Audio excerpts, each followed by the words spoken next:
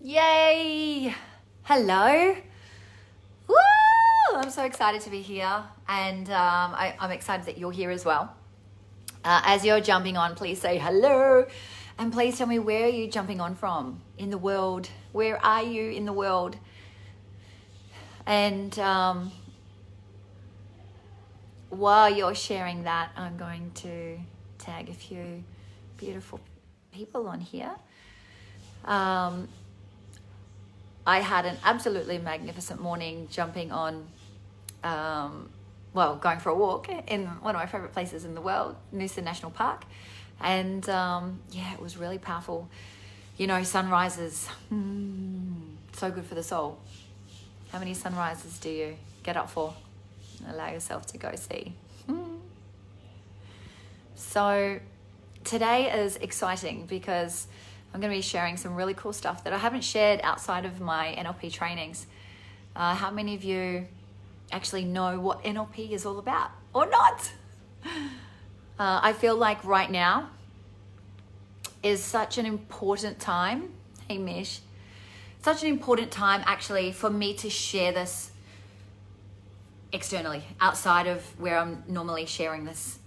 And because of what's going on in the world, and because my model of the world, and I'll speak about what that means in a minute, but my beliefs is that all of us deserve to really come understand the truth, understand how to reconnect back with ourselves, and to really tap into our personal power, right? Would you like to be able to be in your power? For me, that is something I'm so passionate about. And as you're jumping on, say hi. And where are you in the world? Where are you in the world? So I feel like, and this is really what's going on, that there is so much fear going on in the world, around us, outside of us, in our current environment, and from the media, and the things that are going on globally in the world. And because of that, the impact of that, because we're not able to be in our own power and actually be connected to ourselves, that leads to an inability to really be in our power, and we're operating out of a disempowered state. I believe that mental illness is an illusion, and that actually all of us really just need to learn the skills to be able to train this. Train the brain, train your mind, train your thinking. Allow yourself to connect to your emotions. Know that it's not a bad thing. NZ, cold NZ. Oh, it's cold here in Noosa this morning. The sun's out, so I'm sure it's a little bit warmer than it is for you. Charlotte. So, and if that triggers you, I'm okay with that. And I hope it does, because it invites a conversation. It invites and opens up an opportunity for what I'm speaking about today, which is to reframe your thinking. So is it okay today if I just shift your perspective like a tiny bit? Teeny tiny bit. Not too much, just a little bit. Sunshine Coast, great part of the world, baby. We're neighbours. Yeah, oops.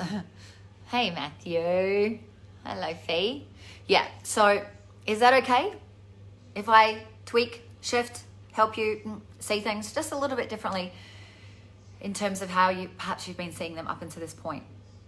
So firstly, I'm going to dive into understanding the NLP model of communication. And what's really cool about this and why you would want to learn it is because you get to understand how you think. You get to understand like what's going on from moment to moment to moment inside here, and your emotions and your state and your behavior. And to understand that gives you a really, really good insight into yourself. And awareness is the key. You know, the matrix. Do you want the red pill or the blue pill? So the red pill is blissful ignorance, which is where a lot of us reside. Not wanting to know what's going on in the world, unaware, completely unaware, being manipulated by media, mainstream media, being manipulated by ourselves. And we do that. We manipulate ourselves. and manipulated by people around us, and we do it to others as well, in a way that keeps us in the known and keeps us in what feels safe. So to know the truth, to really know the truth, a lot of us are not really ready for that. And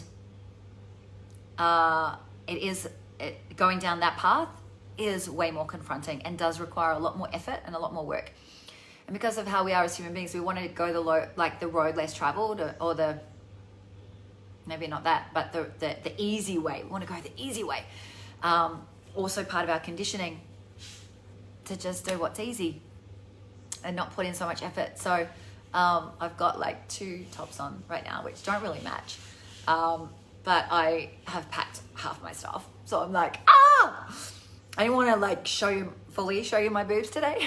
So we're making it work because we're moving today. So great.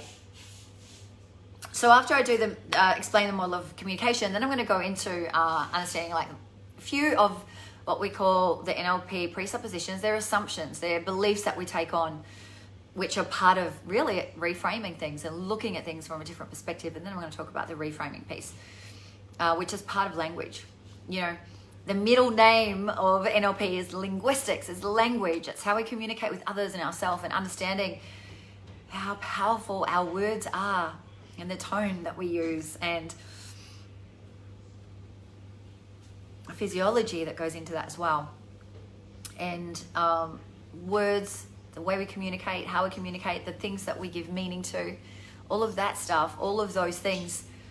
And of course, the level of thinking that we're at, the complexity of our thinking also impacts what we create or what we don't create in this lifetime.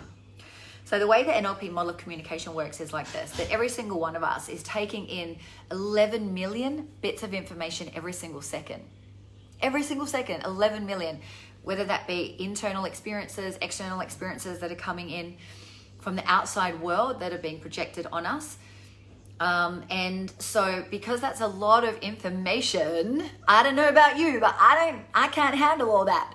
That's a lot of information to take in every single second. So we cannot take it all in. We can actually only take in around about 136 bits per second. So that's kind of like a handful, you know? It's a handful every single second. So we can take a handful and then we can consume it, and then we can take another handful, consume it, and so on. And so that's happening every single second. So there's a lot of information that we're deleting, and we're either deleting. So there's 3 things that we do as we're filtering the information, is we're either deleting, distorting, or we're generalizing the information. I guess the best way to explain what goes on with, you know, the delete, distort, and generalize is, well, firstly, there's a few factors that go into what we delete, what we distort, and what we generalize. Have you ever had the idea that you want to buy a new car, and you decide on what that car is, and you see that car everywhere? It's everywhere. But prior to that, you never saw it, didn't notice it so much. Or maybe if you're a woman and you've been pregnant, once you become pregnant, you notice pregnant women everywhere. So it's like that. It's the reason why that, like those cars, those people, whatever, those things were there prior.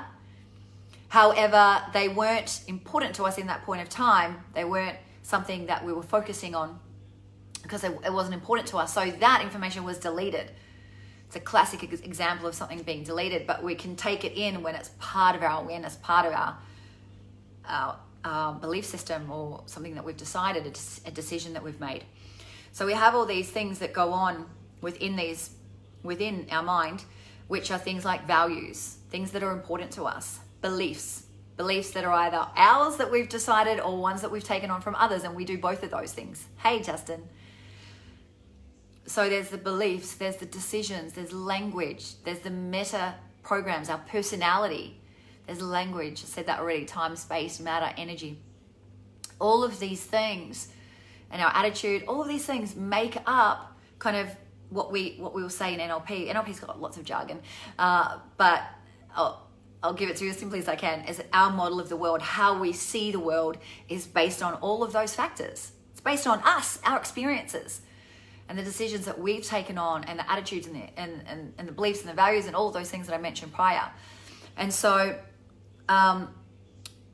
because of that being who we are, as information is coming in and we're filtering it, then we're going to delete stuff that's irrelevant, that's not important, right? Like the car that we didn't know that we wanted before we wanted it, we deleted that was actually in our awareness. We didn't take notice of it because it wasn't important to us at that time. And so that's an example of deletion. We also distort things. So, you know, the old Chinese whispers, you know, you start with a few words, and as it gets around the circle, it becomes distorted. What we hear, what we think we hear, and what we actually hear is two different things. Or if you're really competitive like me, I've got 3 older brothers. You know, we used to go fishing growing up, and I might go fishing with Dad and say, hey, I caught a really big fish. It was massive, this big, you know, it was only this big. You know, or you've had a conversation with a boss or something, and they've upset you, and you're explaining the conversation to your partner or your wife, your husband, or whoever it is, and you're explaining the conversation. And as you explain it differently to how it actually was in the experience. So you might have said to your partner that you said X, Y, Z, but you didn't actually say that. That's maybe what you would have liked to have said, or what you wished you said, but it's not actually what you said. And so you're distorting the conversation. And a lot of times we do that to express emotion. And so, yeah, like, be expressive. And so, hey, Sarah, hey, Rach. So, that's an example of distortion. And then there's generalizations. And so it's like putting something into the basket as being like something else. We do this a lot in learning situations. Like you might be listening to me right now, and you may have learned some other things in the past, or you may have heard someone else talk about this, or whatever. You may have heard something else that sounds similar to this, and you'll be like, oh, that's like that. And you put it into the basket of being like that. But then you actually stop yourself from actually taking in any new information. So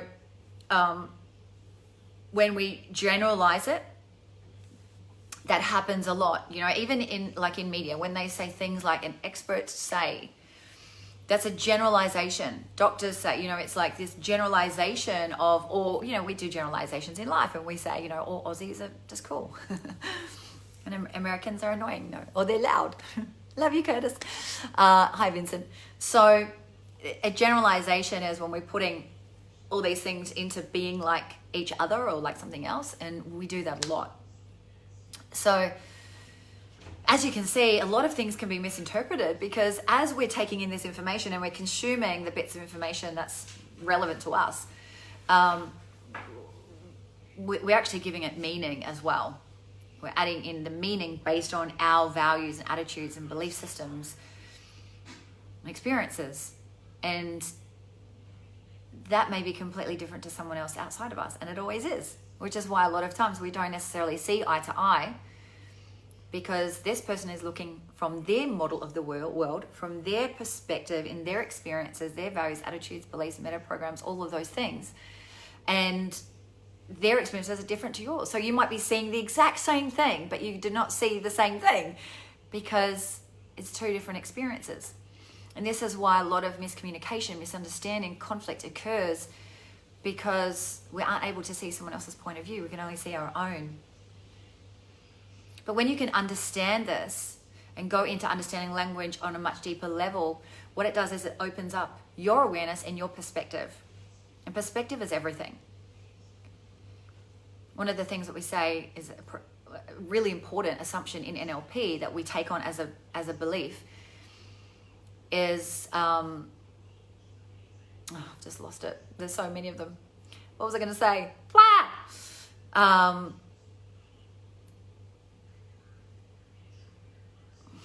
It'll come back. But I was talking about the differences, right? That we cannot always see someone else's perspective when we're looking, because we're only looking through our lens and our point of view. I don't know what took me off track there, but it's all good. So language is really, really important. And I want you to think about it in terms of, okay, so back to NLP model of communication. We take in all of the information, right, through our 136 bits of information every single second we're taking in. And what happens is we create an internal representation, a picture, sounds, feelings, sound, smell, internal dialogue, our self-talk that goes on. And so that's happening consistently throughout the day. But a lot of that is outside of our conscious awareness. It's outside of our awareness. And so, but it's happening, which is also why our emotions can fluctuate from moment to moment to moment throughout the day. Because a lot of the pictures and the voices that we hear, or the internal dialogue that's going on inside of our head, we are not aware of. We're not conscious of. And that's why waking up, and which is why I'm so passionate about NLP and teaching this, is about awakening, waking up to what's going on internally, and of course being able to do externally reflect on that as well, what's going on outside of us, and be curious and ask questions, and not just live in this blissful ignorance, but to actually look at the truth within yourself, the truth of what is really going on outside. We've got this stuff going on that's distracting us and taking our attention, but what's happening behind the scenes of that? And so as we take in all this information, we create this internal representation, which then is immediately coupled with a state. It's immediately coupled with our physiology, and then it leads to our behavior.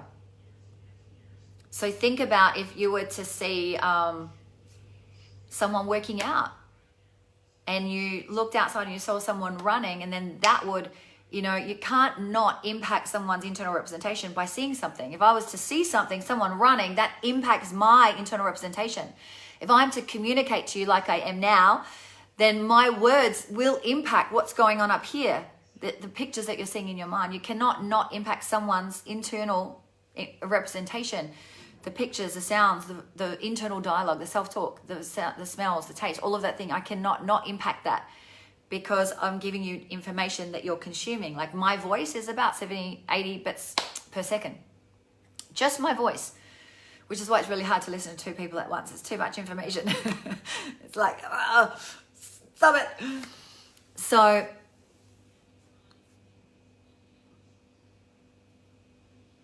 when we look at that in terms of this NLP model of communication, that everything that we're doing and not doing is based on all of the things that I mentioned, like our values, our beliefs. So if I look out there and I see someone working out, I'm like, that's really cool, that I should be doing that.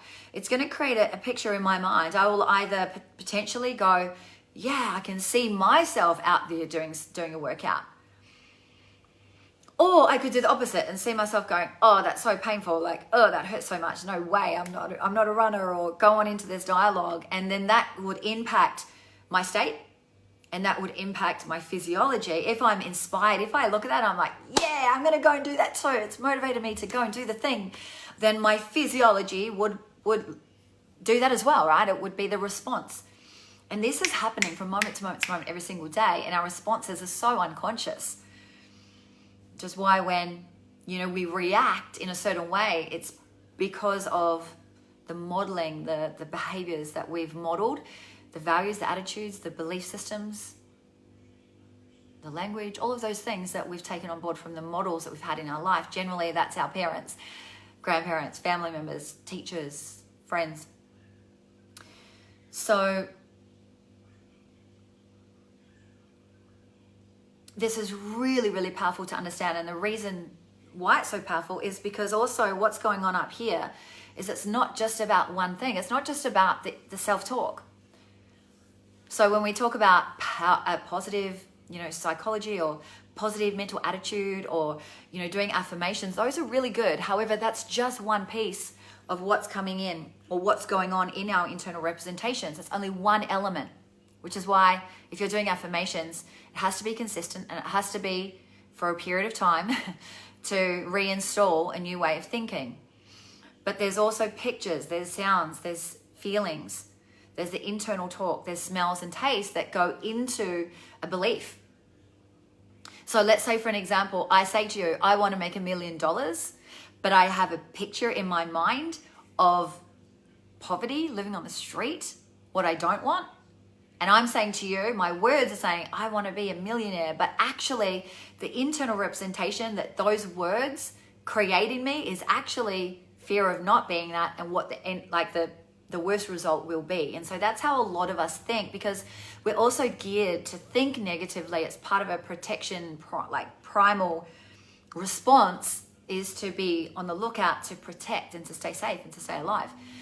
So we're constantly kind of scanning for threat, and in that we're just, geared to be thinking about the worst case scenario. And my belief is that in schools and in growing up, we're not taught how to have this emotional intelligence and how to understand how our mind works and how we see pictures and hear sounds and have, tastes and smells that can trigger certain things as well and be linked to certain things. Something having a sour taste to it, it could be something that's got nothing to do with food, but it gives us a bad taste in our mouth. It's these kinds of things that we develop that impacts our behavior. It could impact what we do or we don't do. So if I have a picture of poverty, then maybe that will inspire me a little bit to get out of that, but it's not a lot of motivation to keep moving towards what I want, because I have a picture of what I don't want. And of course, what we think about is what we attract and what we create. So ultimately, when we can understand that we have all of these aspects going on in our thinking, and all of this is happening from moment to moment to moment every single day, it's really, really empowering for you to understand this and then continue on the journey to really make changes. And when we're working with in the tools and the techniques and everything that we teach inside, that I'm teaching in my trainings inside of NLP, is we're working with the unconscious mind and the conscious mind. We want these two parts to actually come together, because right now a lot of us have these two parts of us working almost against each other. And when they can come together and be partners and work, like two people working really, really good together, create extraordinary results. Same thing with our conscious and our unconscious mind. And so this is the process of really learning this and taking this on, is that we're able to integrate those two minds so that we can achieve what we want with much more ease and flow. And this is where alignment comes in. When our thoughts of I want to be a millionaire actually at the unconscious level and in our internal representation line up with that.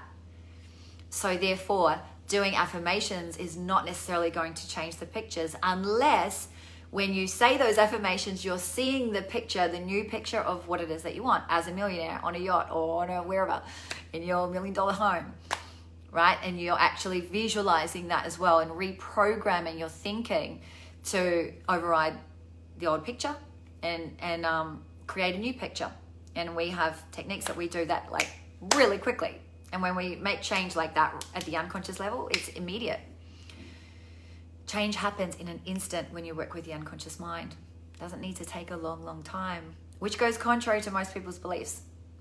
And why, when I say mental illness is an illusion, and why I say, when I tell people that, one-on-one coaching, my expertise is trauma, depression, anxiety, that, I have evidence and I can help someone totally let go of depression in 4 to 6 hours. 4 to 6 hours. Or even less if they want to choose that. So it's really, really powerful and accelerates the results when you're able to work directly with your unconscious mind. So I'm giving you some of the pieces of understanding how this works right now.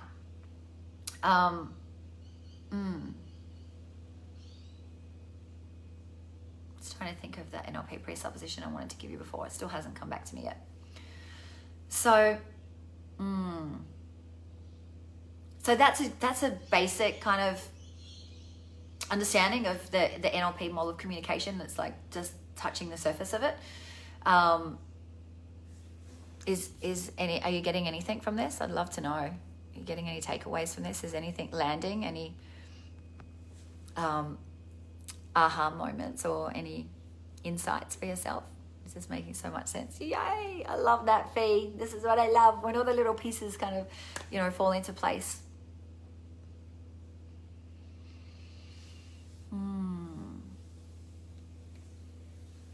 So one of the things, I mean, if you think about language, let's move into language. So it's so exciting. I love language. Well, I have to. I teach this amazing modality of NLP, neuro-linguistic programming, and linguistics as the middle name. So neuro, let's break it down a little bit. Well, ultimately, my belief is NLP is about personal empowerment. It's teaching you to think for yourself. It's teaching you to not just stay in this ignorance bliss of taking on what's going on in the media and actually starting to question. It's actually starting to come back to your power and your truth, and be able to operate from that place. Your choices, your decisions, not just going along with what everyone else did and what you did and what you're meant to do, you know? Well, when you're a certain age, you find a guy or a girl, you get married, or maybe it's a guy, but you know, whatever. But it's this old way of thinking that you do this and then you have a baby like a couple of years after that, and then you buy the house with the whatever, and you have the 2.5 babies and the dog, whatever. You know, it's this expectation of how life is, but is that really how it should be? Is that true for me? Is that what I want, or is that what I'm expected to do? So there's so many things that we do that is just part of the conditioning without even questioning it and without even looking deeper into that to say, hey, is this true for me? Is this what I actually really want in my life? And so a lot of people say that NLP is manipulation, especially in circumstances where maybe you've seen it being used in sales. Well, NLP and what I'm teaching you today, reframing is all that people use in sales. Reframing is being able to overcome someone's objections, get them to see something from a different point of view. So for an example, if you were to say to me, oh, your program is expensive, then I would say, expensive compared to what? So in that simple one sentence, that's a reframe. That's an example of a reframe that I've been able to get you to consider for yourself another way of looking at it. I'm not manipulating you. I'm getting you to look at it from a different point of view. Because actually, the retreat that I'm running in October is a no-brainer for the experience that I'm going to be offering. For the investment is like a no-brainer. 4 certifications, full transformational experience. Not only do you learn the skills as a coach, but you get this fucking transformational experience in a magical space where I'm like, it. And so, what is that worth? You know, what is that worth? I know what it's worth because, you know, I've invested over 20K just in NLP, more than that probably. But I've earned that back 100 times over. So I just go on these tangents and then I lose track of where I am. So I got to bring myself back. So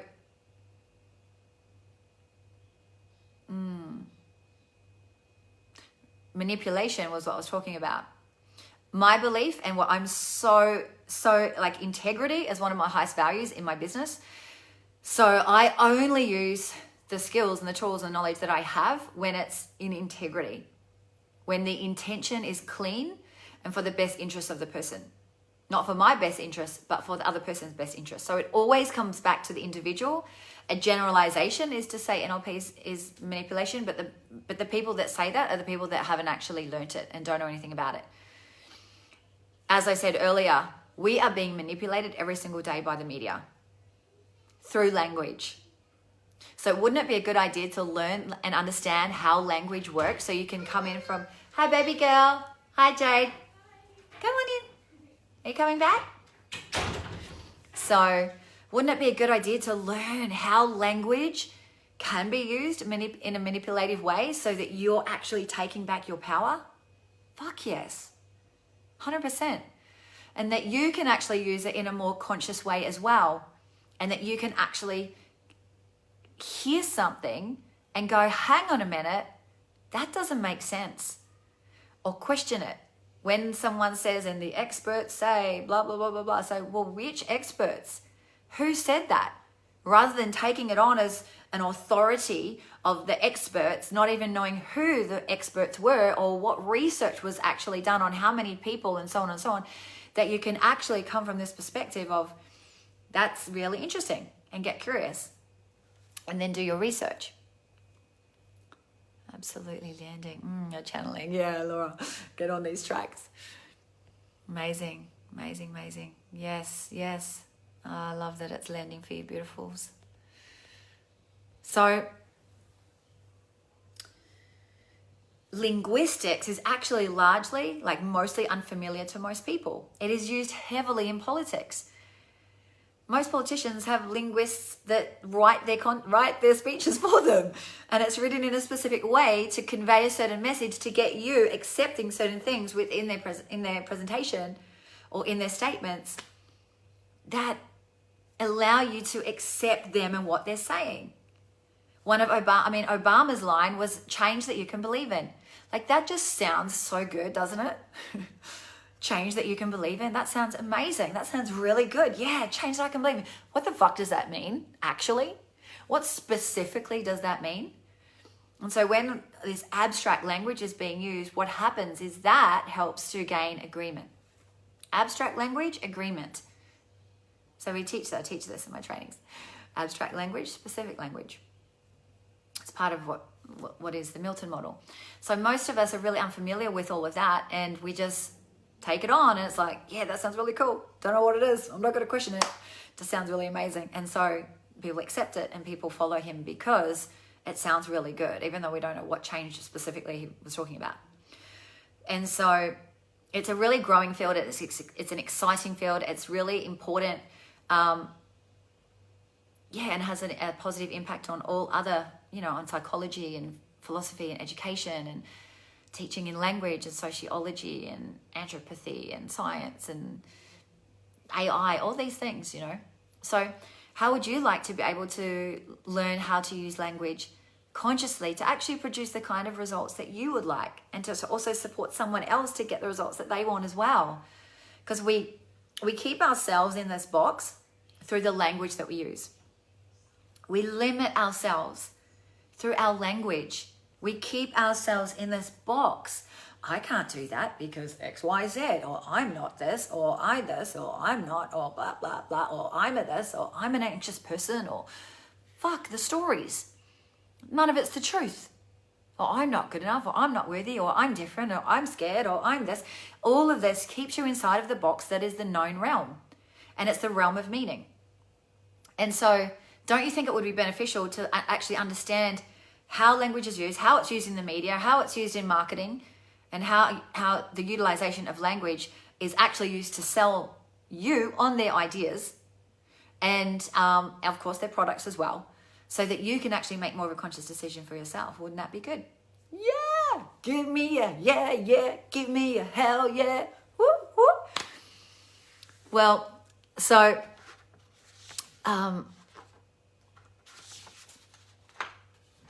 yeah.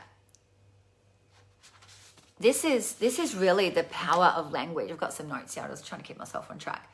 This is really the power of language and communication. Is to empower you.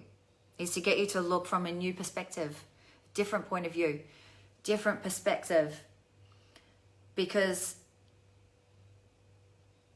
this is the presupposition, right? The person with the greatest flexibility will control the system. In the way that we want to control things and control life and control others, we do that out of fear. And we manipulate others to try to keep things how we want them to be. But actually, the person with the greatest flexibility, and this is where, you gain these tools to understand language so that you can be more flexible in any given situation. So you're not just stuck on one point of view. It's like, nope, this is my point of view. It's this way and only this way, and that's it. If you're coming from that perspective, then that is actually really limiting. Really, really, really limiting. And so when we can be more flexible in how we think, what is possible is so like unlimited. And so in NLP, in neuro-linguistic programming, what you're going to understand here is that what people say is actually what it is how they think. And so an NLP is all about how people think. So if you were to say to me, oh, I don't think I'm capable of that, or if you were to say to me, oh, you know what, I can't invest in that thing until I save the money, when I have the money, then I will buy the thing. Like, that shows me how you think. See, an entrepreneur wouldn't think like that. It's a different level of thinking.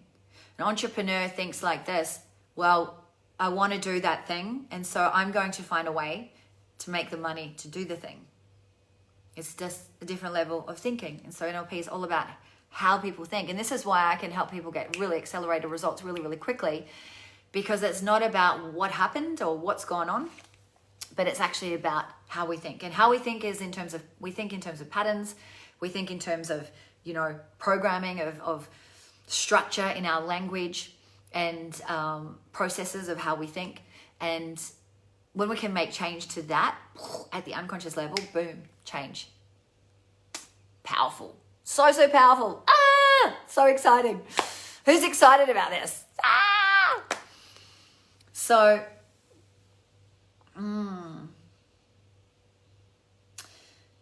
cool. So I was going to talk a little bit more about the meaning of language, right? So I spoke a little bit, I touched a little bit about, hey Kimmy, I touched a little bit about how we keep ourselves inside of a box through language. And the reason being is that we give words meaning. We give language meaning. We give everything meaning. And the meaning that we give it is what creates this internal battle, the conflict that goes on inside of our heads, the disappointment, the sadness, the depression, the fear, the not enoughness, the doubt. All of that is because of the meaning that we've given stuff in our life. So if you could strip back all of that and understand that from a new perspective, wouldn't that be really powerful? Yeah, so, so powerful. And so when we give things meaning, like let's do this together. I want you to write in the comments here. Me. Yes, Sarah. You know it, girl. Let's think for a moment about the word love. Can you all write in there five words of when you think of love, what is another meaning for that word for you? So for an example, to me, love means intimacy, connection, togetherness,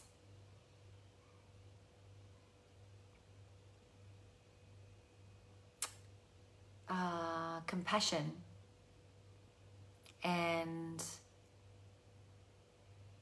joy. Okay, so it's like, ask yourself, what does love mean to me? And just write in the comments, what are the 5 words that come to you? First 5 words.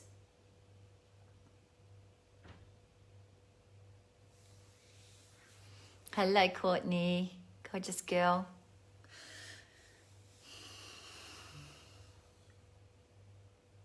Kindness. Good. Keep them coming. I keep putting my finger on the camera. Curtis, would you mind bringing me my kombucha, please?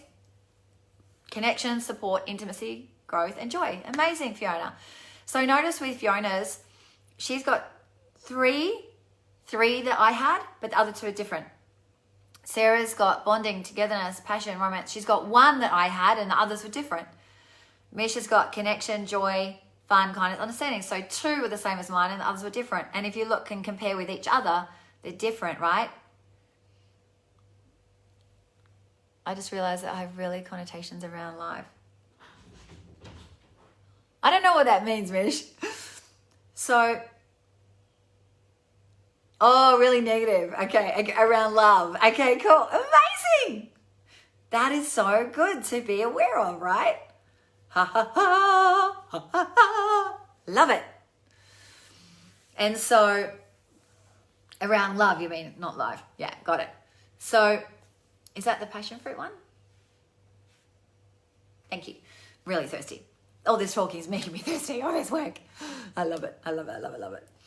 So,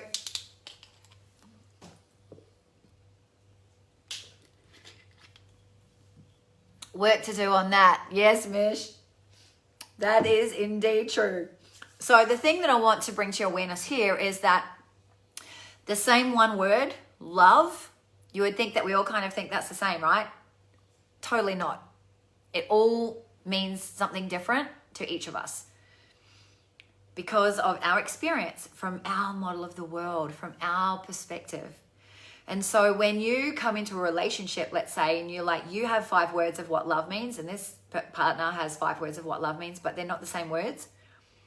And it's like, love means something different to me, and love means something different to me. But if these things are not communicated, if these things are not known and brought out into the awareness, then this leads to miscommunication. This leads to misunderstanding of each other, because like for someone, it's kind of like the love languages. For someone, communicating love might be doing something of service to someone else. For someone else, it might be touch and intimacy. Like that for me makes me feel love, or to give love. But for someone else, it doesn't mean that. So, you know, if someone was not touching me, then I could say, you don't love me because you're not touching me, because that's what love means to me. But this person's like, hang on a minute, I do all these things for you. And so understanding this, how meaning in relationships and in business relationships and any kind of relationships, it's such a game changer to really understand this, that everyone has their own perspective on things. And this allows you to come from a greater position of flexibility. Remember, the person with the greatest flexibility controls the situation, not the person that's stuck on their point of view. It's my way or the highway. No, that person, even though they're aiming for control, does not have control. It's the person that is the most flexible that has the control, but from an empowered place, not disempowered. I'm driving, so we'll watch the replay. No worries, Kimmy. So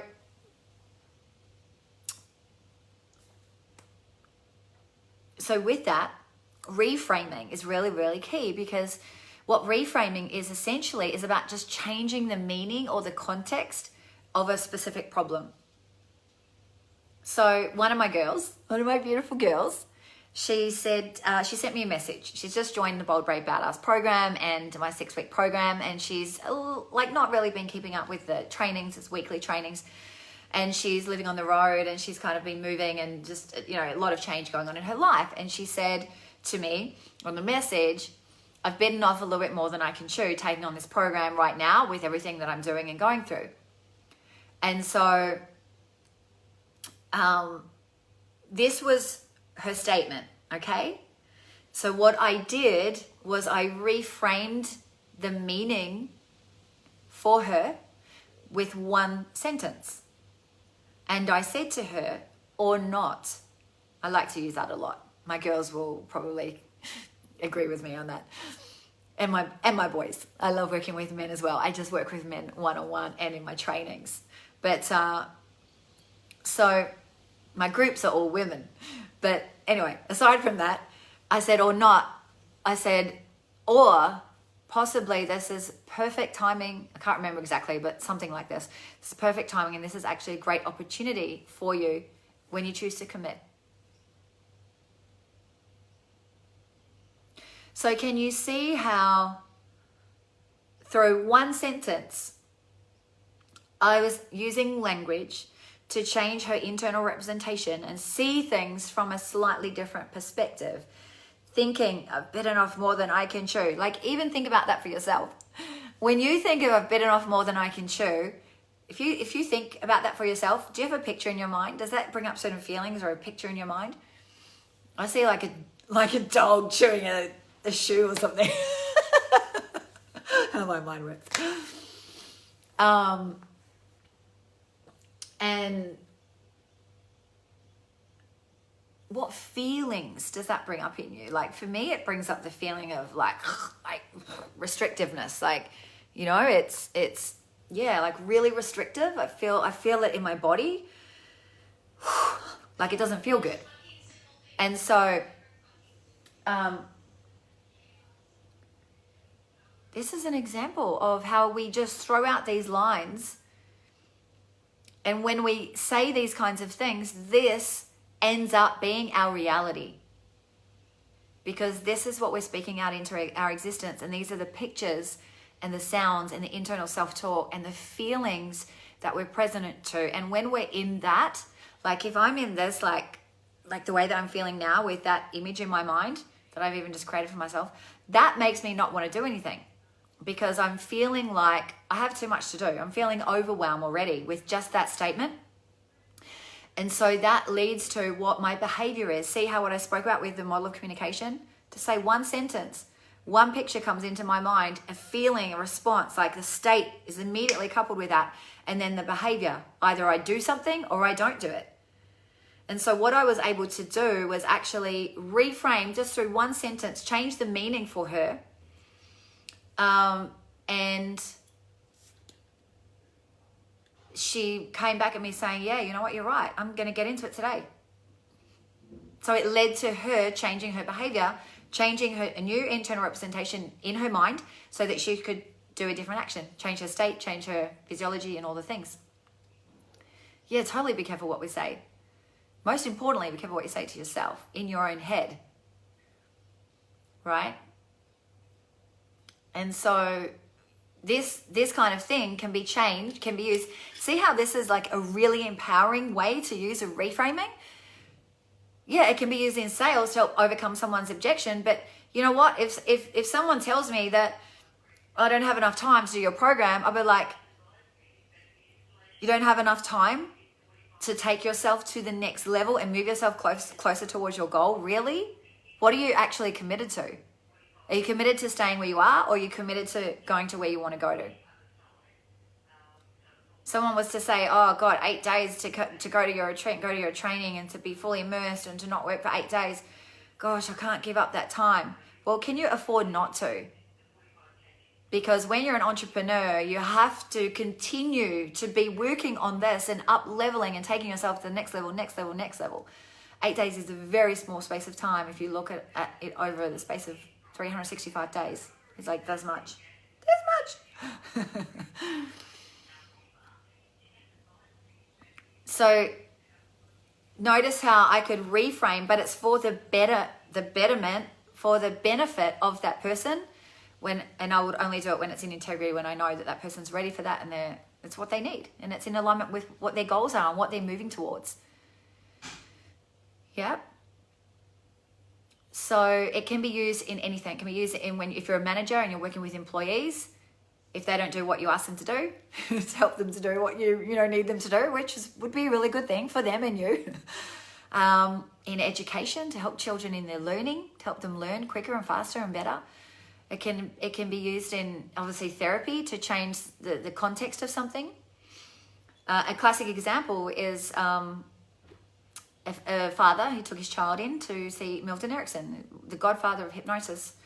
And he said, I need you to fix my daughter. She's so strong-headed and she won't listen to what mum and dad, what we tell her, And so Milton responded with what we call a context reframe, which is changing the context. So he's talking about the context of not listening to mum and dad at home, not listening to him and his wife when they're at home. So what Milton did was say, wow, isn't that incredible that you're developing a really strong-willed, independent young girl who's going to be able to stand up on her own 2 feet when she goes out there in the big wide world, right? So it's changing the thing that is being made wrong in this circumstance to being actually, that's a really powerful trait that she has when she goes out on her own into working and blah, blah, blah, living on her own. So it's changing the meaning of the thing in a different context. Really, really powerful in therapy and obviously in just humanness, being human. Hey, Deb. Hey, Lena. So yeah, really it's about being able to show someone a different point of view, a different perspective of where their mind is, where their level of thinking is in that moment.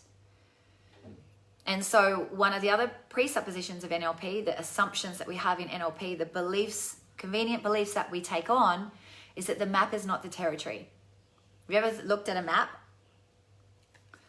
and there's not all the details there?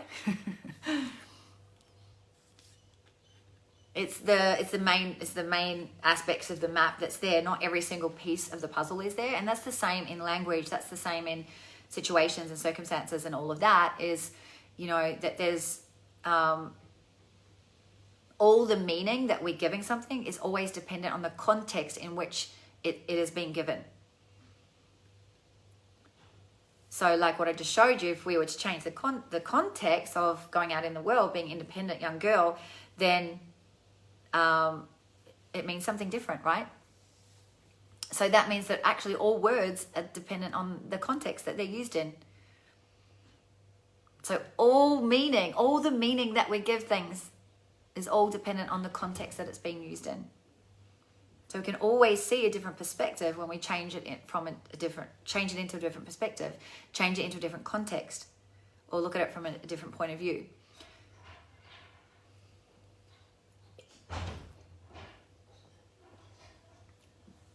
Yeah, it's taking the positive in the situation and flipping it. Definitely, but it's done in a way that's a little bit like it's a different angle in terms of how we think about it. Right? So it's definitely taken the strengths of that and moving it over to a different situation, right? It's not just taking the positive and trying to like flip it in that situation. It's looking at it in another situation. Because generally a lot of times, we can say, oh, look for the positive, but that doesn't always work. Because a lot of times people do this, and I get to see and witness and experience this a lot, where people say, yeah, just focus on the positive and be the positive, and yeah, just say, but when we do that, we are, and I'm not saying this is what you mean, Kathy, but it's just brought up something for me that I really want to share, which is a lot of times we use that as a way to avoid actually looking at what's really there. We operate over the top of things that are underneath, the undercurrent, the unconscious stuff that's there, and say, just focus on the positive. But we're not actually really looking at, well, what's the learning? Like, this happened for a reason, and we know that. But what is that reason? Like, not just brush it away and sweep it under the rug, but what is that reason? And so the father in this situation can look at his daughter as being a negative response in how she's operating because she's not listening, but he could also look at it as being something that he can be proud of because he's given her really great skills and tools to be able to stand in her power when she goes out there and is dealing with other people who might try to walk all over her. What does he need to surrender to actually be okay with that? So,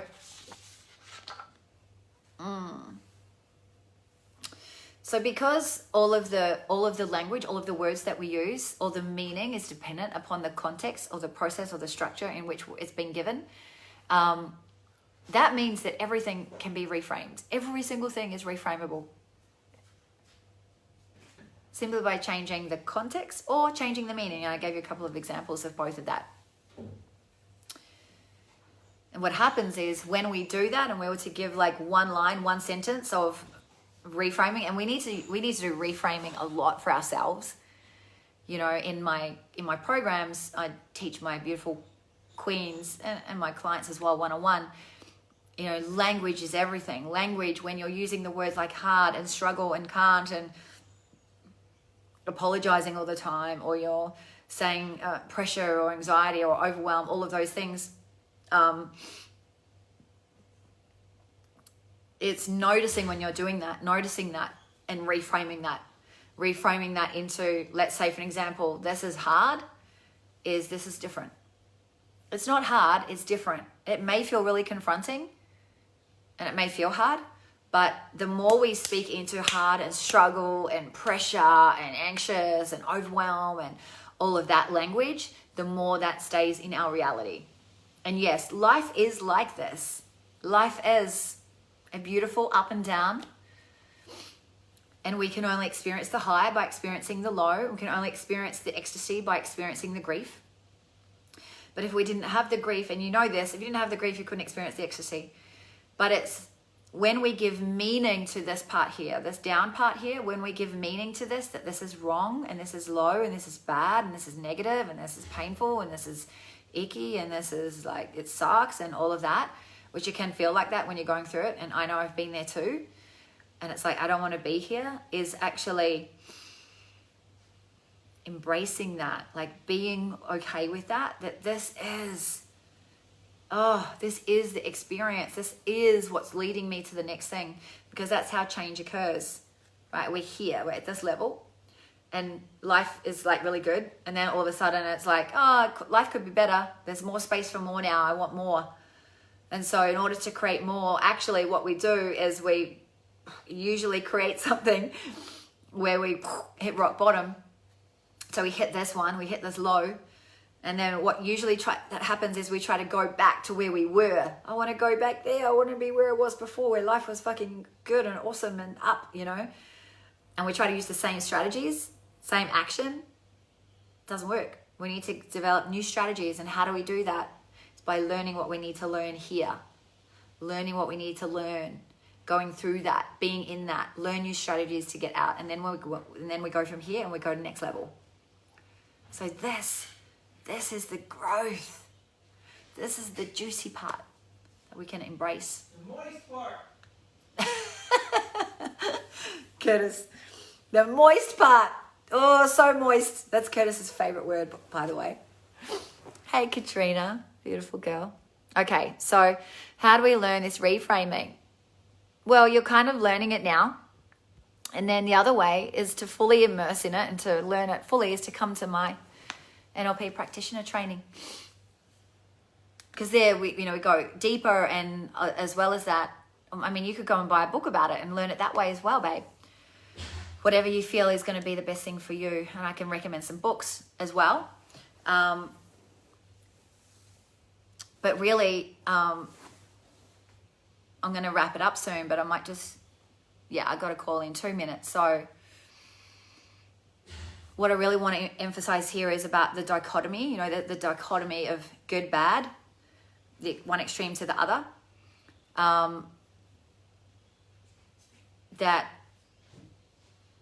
basically when we can reframe someone's perspective, is we're actually going in and we're literally changing the basis of a problem.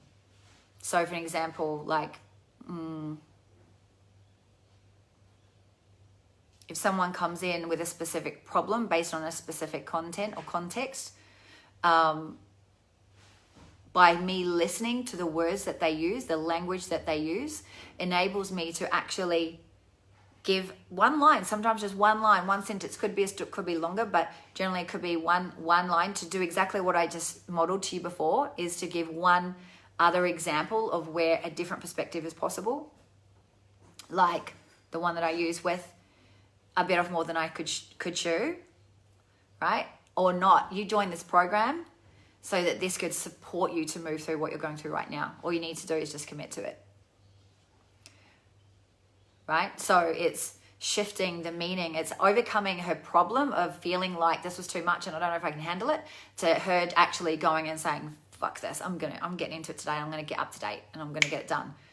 It's really powerful. So powerful. Just with a couple of words, one sentence, to be able to change someone's internal representation, their state, their physiology, and therefore their behavior. So powerful. What are you taking away from this? How are you going to use this for yourself? Even if you just start using this for yourself, change the language that you're using for yourself. There is no challenge. There is only opportunity. It's not hard. It's new and different. Or it's confronting, but it's looking at confrontation as inviting that in as well. I say invite the confrontation. Embrace it. Give it a big hug, because that's our next level. Hiding away, not embracing, not willing to take on that conversation, or putting ourselves out there in some way or another,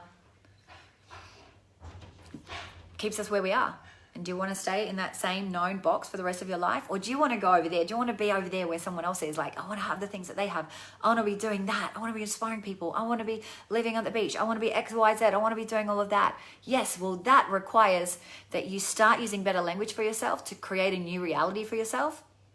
Because the reality of what you've had in the past, if you keep using that language, will continue to create that reality in the future. Whereas if you start to reframe things in your own mind first, and then get really curious, start to listen to the language that people use and go, hey, like, that's really interesting. What does that even mean? What does that even mean when you say, I've bitten off more than I can chew? Or what does it mean when you're saying, I don't know, I don't know if I'm ready to do this. What does that really mean? What's really going on underneath that? Get curious. Have fun with it. Great, Fee. I love it. Yes, beautiful girl. Start with how you speak to yourself, number one. I love that. And if you can make that change, wow, then this has been really, really worth it. Hey, Erin. I'm just about to sign off, so go back and watch from the beginning. Have an amazing day, beautifuls, and I'll see you back here tomorrow. Stay tuned for the time. If you've got any questions, drop them below as well. Happy to come back in here and answer them. New reality. Yeah. See you soon.